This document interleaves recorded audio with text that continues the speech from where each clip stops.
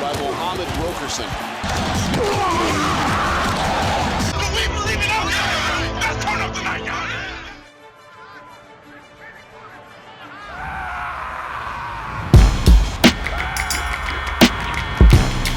What's going on, allg's family? Welcome to another head-to-head with none other but Bruce Lively over at Team Box Cutout over here, baby. Get the beats, get your fantasy program, get your wins right over here. You got Bruce Lively here, man. So y'all know what time it is, man. It's time for us to get to this head-to-head where we listen to both songs, tell you what you hear, tell you what we see, and give you a little teaser on on a couple of the categories. That's how it's been going. So we got a little something new.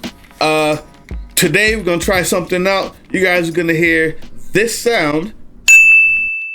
That means points for that video. All right, that's that way you guys can kind of have a better understanding whenever we tally these up and do the winner vid, so you can be like, well, how come you didn't get points for this or points for that? This will help you kind of understand what we're looking for and what we're gauging it by. All right.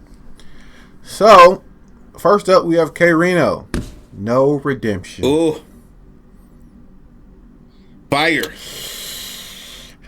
We get to go first. So let me know when you're ready, and I'll hit this play button. I'm ready. Let's do it.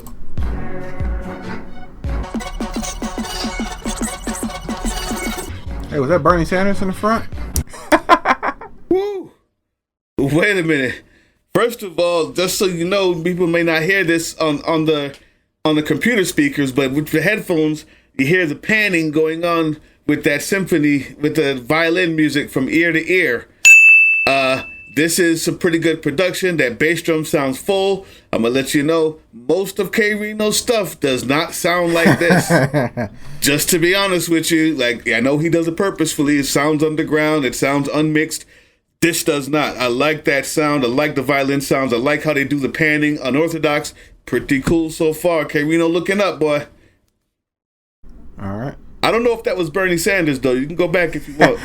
I was just kind of cracking a little joke. Yeah, I can't hear the panning in these speakers, so that's something that I completely missed on my end. Let's see. Is Bernie Sanders up there? Hey, you joking, man. You out here clowning, boy.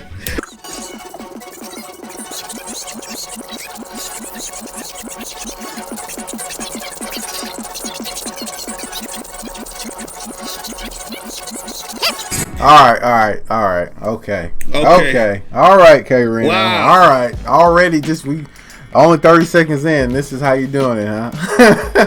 This is what we doing today, obviously, man. I'm just gonna hit on the last little point. He said, and he's absolutely correct. We are all about, freedom of speech until someone says something we don't like. Then it's no longer about freedom of speech. You can see it within other countries criticize America, or you can see it with even something simple like kneeling in the national anthem and stuff like that. It starts a thing where people don't like it because it goes against what they think. But freedom of speech is supposed to be freedom of speech for everyone. Yes, you have to fight for the neo-Nazi to say his speech, just like you fight for the Black Panther to say his speech.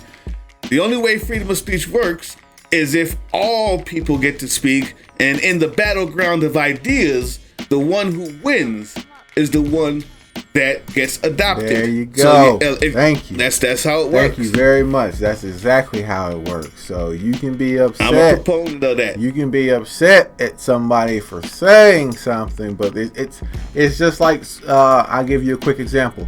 When people talk about when the cops pull somebody over or so forth and so on, and they'll say, well, he got what he deserved because he was running his mouth too much. It doesn't matter. That's freedom of speech. Freedom of speech and freedom of expression. The number one offense in America is being disrespectful to a cop. All right. So, all right, let's keep going. All right. Go ahead.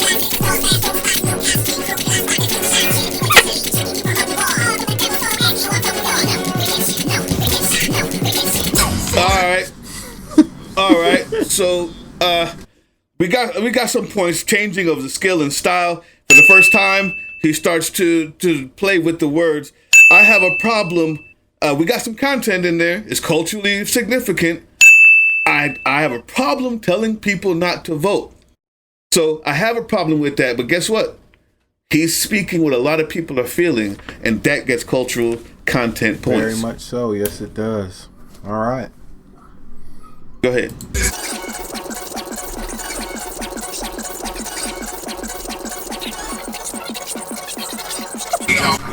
Ah, Adolf Hitler. Yes. How much did he? I like how he did that. That's definitely some points there. I'm not gonna lie. Yes. And the message, Yes, the messaging he's put is we love to always point at the Nazis as like the ultra bad guys, and it's because they've been vilified in such a way through, and not saying that what they did wasn't wrong, because it was, but when you start getting into your history, you start noticing there's a lot of things that the Nazis did that the U.S. has done. You know? Yep. I mean, we got points. yeah. So I mean, when you start talking about a genocide, if you start talking about that to a native, they're not concerned about Hitler. They were concerned about Andrew Jackson, who went through killing millions of natives. So we like to vilify people by understanding that there's actually villains that we have and that we even worship today. Yeah, very, very true, very true. That's why this guy's content. I'll tell you what, just slide a whole bunch of point bells for right now, because every single bar is a different point for cultural content. Right. It's ridiculous. We get some points for syncopation here as well. The way he started was a half beat before the one, when the one started, and he's kind of continued this going in between the eighth notes and quarter notes. Even though it sounds like it's simple, this verse definitely has some syncopation points. Let's give him the dings right there. Let's keep going. All right.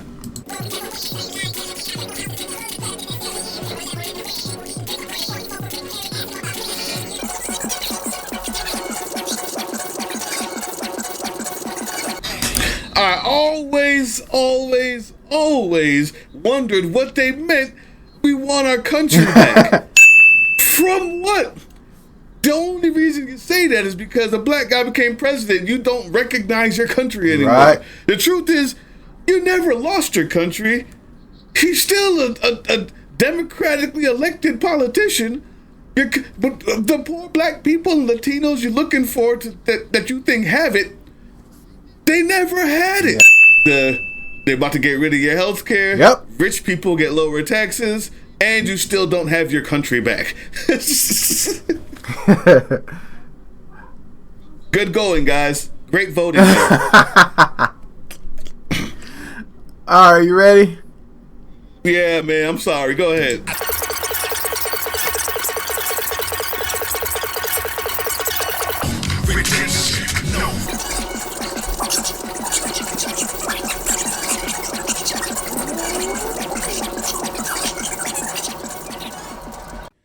Whoa.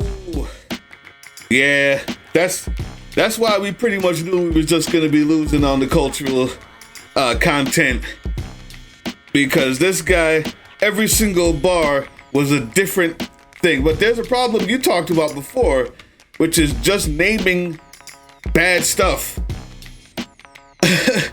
over and over again. Like there's just no, it's like, okay, anybody can do that.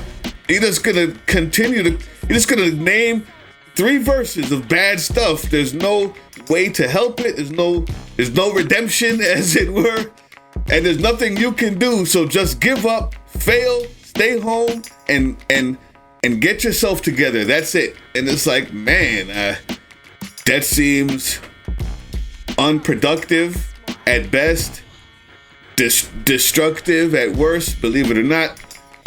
But I'm the only one who thinks that. I know everybody else sees him as a fighter for us, and I do think that he's trying to, in his way, but I'm just not sure if he offers any solutions other than stay home and only care about yourself and your person and your people who are next to you. That's it. I think when it comes to Rino, like I was saying at that time, was you get a lot of artists that do these problem, this is the problem, this is the problem. But, their whole albums fill of that. Problem over here with economic side, problem over here with relationships, problem over here. You know what I'm saying? Like you get a heavy amount of that. With Rino from the albums I've listened to, he's more of a, which he doesn't do problem answer in a song. He'll do problem song answer song, problem song answer song. You know what I mean? Yeah, okay. So he's more of that. And I happen to know that about him too. In my little research, I found a lot of different stuff. He even has comedy stuff. It's just what I like. Right. His bike getting stolen was hilarious. It was serious. Yeah, I like his Bad Religion song he has. Yeah. That's a good one. I don't know how be honest with you, I'm not sure how I'm gonna handle influence with Rino. Because he is influential. He is highly known. He's got the numbers too. They're just not his videos. Right. But any video with his name on it, because his branding is spectacular. He's one of the best to do it like this since Professor Griff. Right. I never thought about that influence. comparison. You're 100% right with that. Yeah, he's the best to do this type of hip hop since Professor Griff. He could probably teach at your local black bookshop on Sundays. So the influence is there. I just know he's highly known. He's compared in Reddits and subreddits that I've seen. They try to compare his lyrical skill with the likes of Eminem, stuff like that. He's known throughout the South heavily because he's from Houston, and right. But it's just, underground wise, it's like a beast. You know what I mean? But that doesn't really translate too much to the mainstream side of things. You know what I'm saying? Like, but I'll tell you one thing though, it influence, your social influence is still a lot. Right. I'm not sure that you can beat a Busta and a Rick James in the same song. Right. Fine. But you're not losing by 9 points. You know what I'm saying? That's true. Like that, what he does and what he has done and what people have learned from watching stuff like this is an influence in itself. You have to ask yourself now, let's do some, when we do the research, when we start to add up these real points, not just the dings you're hearing people, when we start to look after what this really means, you see he has numbers, but more importantly, you have to ask yourself, how many people, is there a way to quantify how many people would have marched versus not marched? Would have researched something they didn't know about versus not do that since they heard him? What's the numbers look like when you go on his subreddits? What have people said about what they've learned? How many times has that been retweeted, reshared? What, in a climate like this especially, how many people has he encouraged to go out and maybe even do something different with their music? So there's an influence there. It's not going to be nationwide, big and overt, but it's there and it's important. Very much so. All right, so you ready to jump into this next one? Yeah, man, you got it. Go ahead.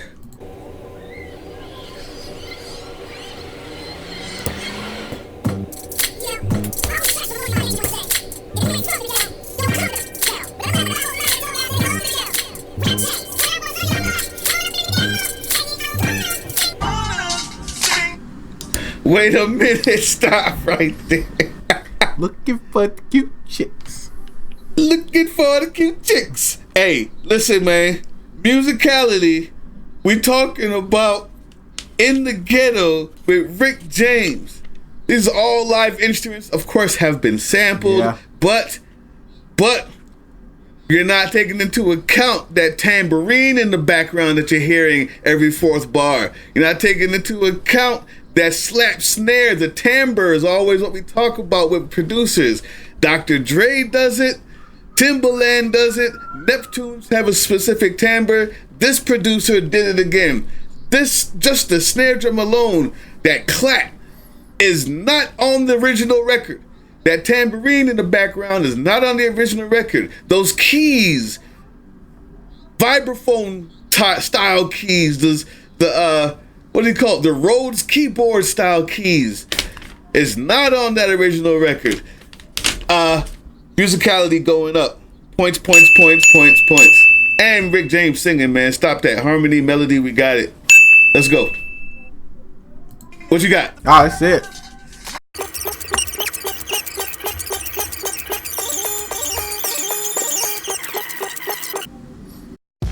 Now, this is the difference between someone reporting from the ghetto and someone reporting to the ghetto.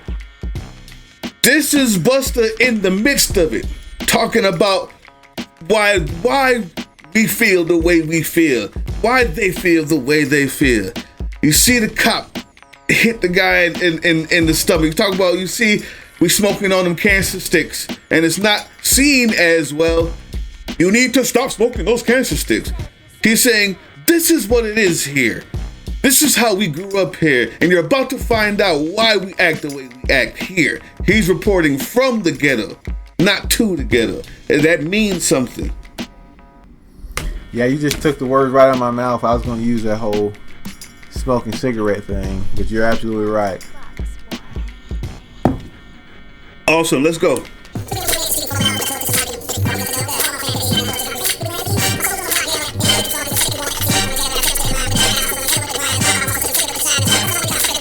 We gotta give him points right there for that flow switch. Oh man, that flow straight up over. This is a syncopation over 3 or 4 bars. Very good, man. Yeah. Non-stop breath control out the wazoo. Skill. Yeah, he definitely, you almost didn't catch it till he kept going, because that's how smooth that transition was with that flow switch. So he's definitely getting points for that. He also Yep. said that we have a different state of mind. So while he's reporting this and saying this, and someone with a different mind might be like, well, why would you do that? You know, why would you stay there? Or why would you do this? What he had to put in there, there's a different state of mind here versus someone looking at it from the outside. Right. So exactly. So I had to say that real quick. Ready? Got it.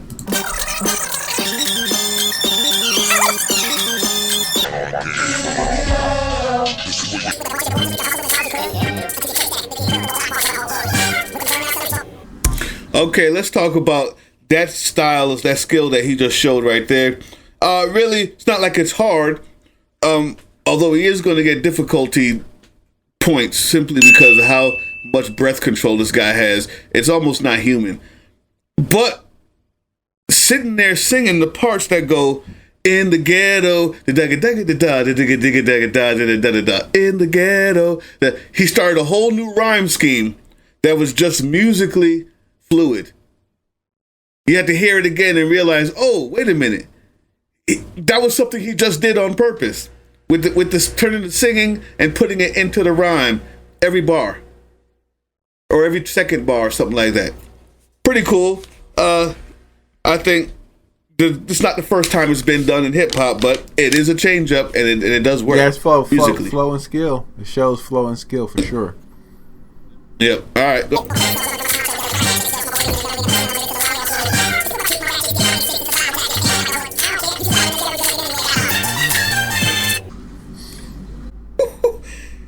It's where the mama smoke crack with babies in their belly, and the elevators in the lobby get pissed on until they smell it. Now, when you live there, you say that with a certain type of gravitas.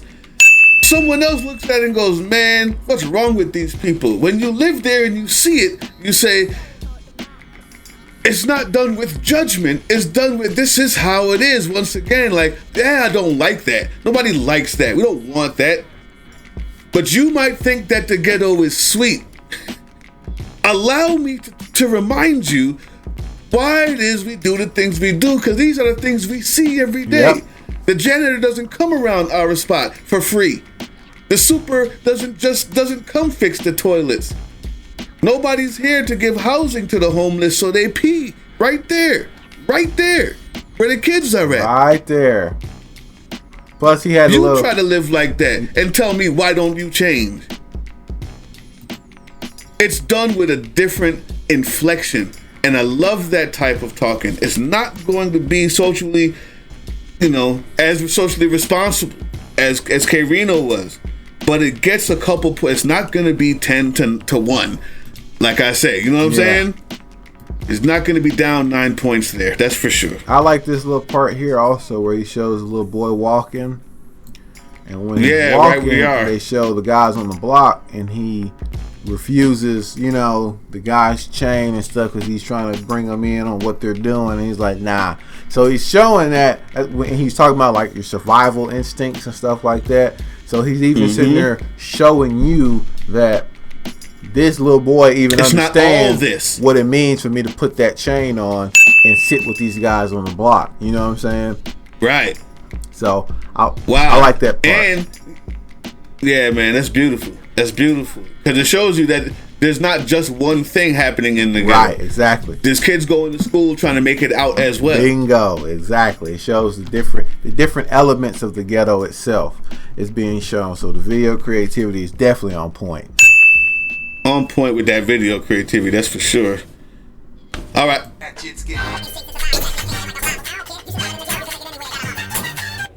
Wait a minute, there's something else that happened on that second verse.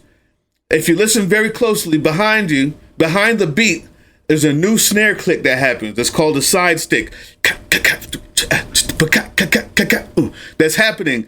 That's imitating his voice, number one. Number two, musically, it's building up sonically the music. It's called polyphony, right? Except it happens to be with rhythm and not harmony. It's called polyphony. You take one violin and you add a second violin playing something different but in the same key. And then you add a third, a cello, and make it play something different than the other two in the same key. This guy did the same thing with the drums. The drums was one way. It started to get a little more expounded upon. And by the time we get to this verse where we are, that just ended, there is another polyphonic rhythm. Just to add to make the song sound like it's continuously building. Listen to it again in your spare time, people. These are things that great producers know how to do, that trick the ear, that keep you listening, and you're wondering why certain songs don't. Your boy made a song, and you're like, yo, it sounded good, but for some reason it don't sound like that Busta did. Yeah. Because there's little things that producers know how to do to keep you listening and to keep building on the music. So it's a continuous story being told sonically. I love it.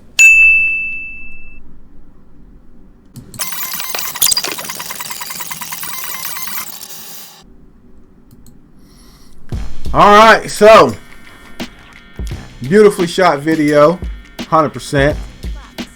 Yep. All black and white. Yep. That is a little bit noir. That's good stuff happening right there. Yeah, it really kept with the grainy and the griminess of what he's trying to portray in the video.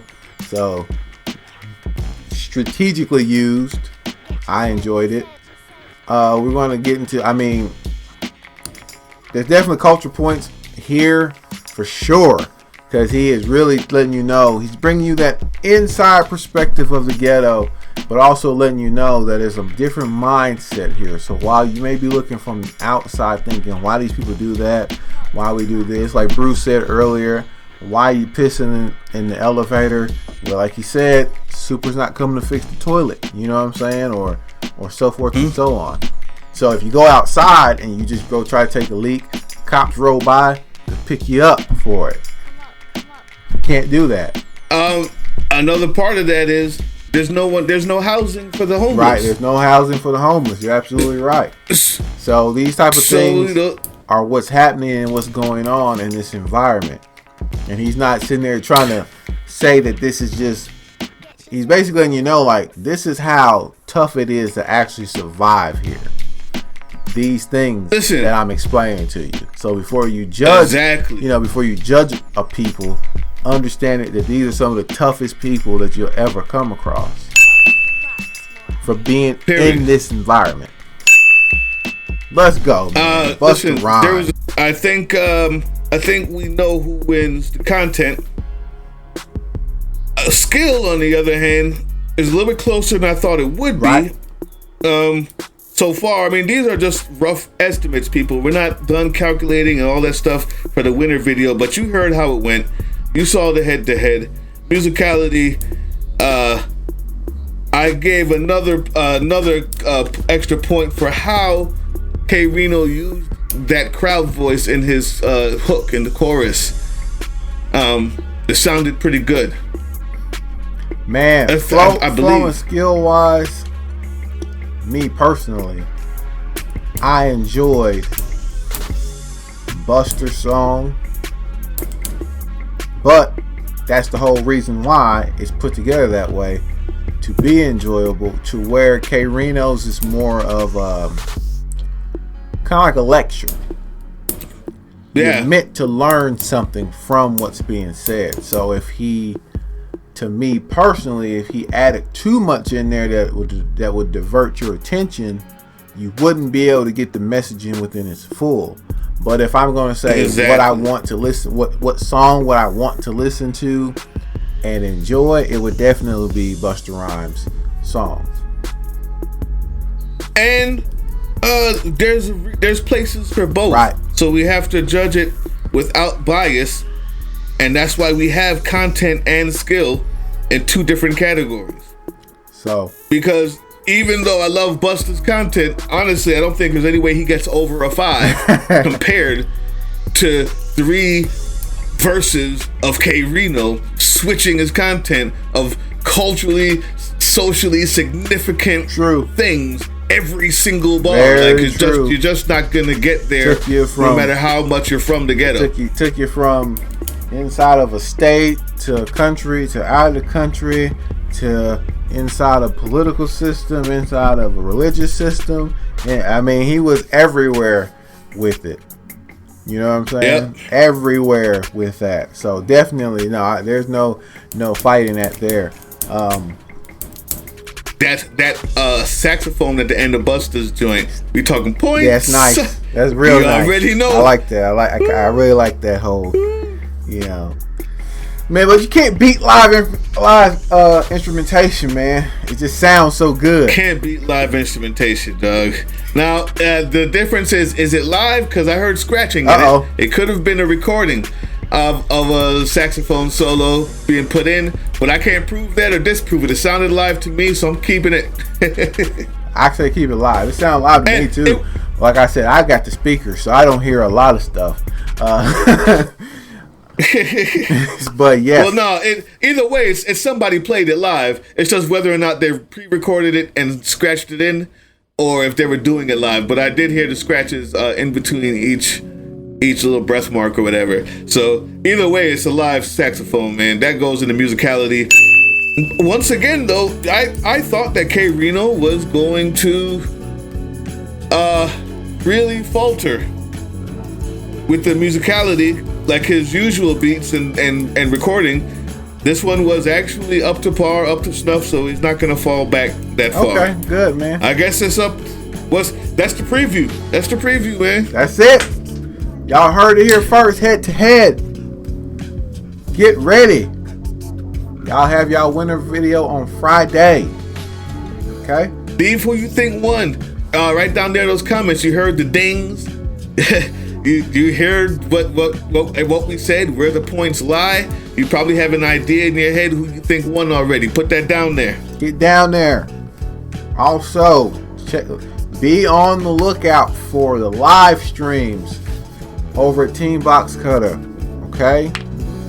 You do them every Monday. Sunday or Monday, right? Sunday, right? Sundays, every Sunday, 9:30, and if something happens, we'll do another one Monday if enough people don't show up. But we try to get it every Sunday at 9:30. Be there, be square, bros. That's right. And every Monday, and sisters, I put on the community tab our artists and have you put down what song you think should be used in the upcoming matchup. That's every Monday. Every Monday I'm doing that. I probably will push it back to Sunday because that way we can get more people.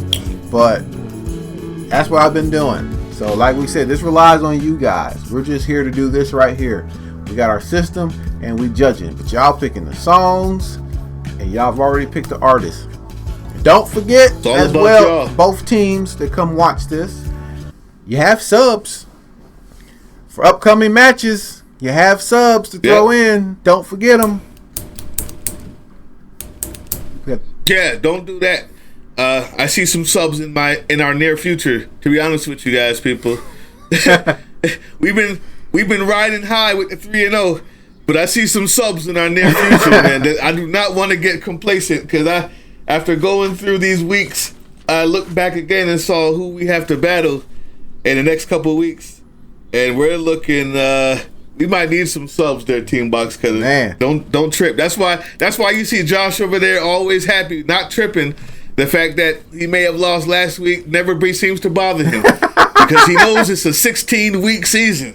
I know playoffs. I know playoffs is coming. So I know it's coming. It's gonna get hard. Fire. It's gonna get hard. Mm-hmm. So don't forget, guys. There you have it, people. Do not forget. There you have it. As far as I go, I'm of course Nixon, Bruce. Peace. And we're out of here.